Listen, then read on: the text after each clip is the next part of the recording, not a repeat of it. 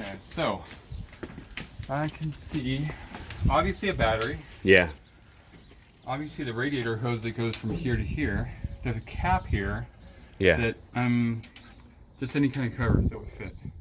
It actually looks like a gas cap might fit it. Yeah. It's not much.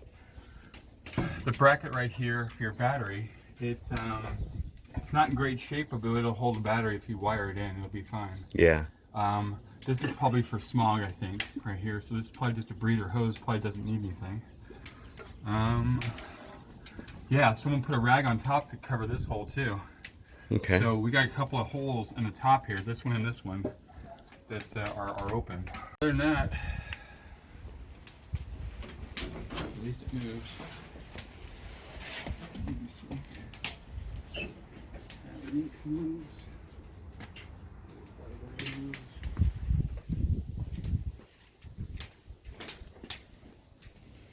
This is gummed up quite a bit. The carburetor is gummed up. Dude, I swear to God,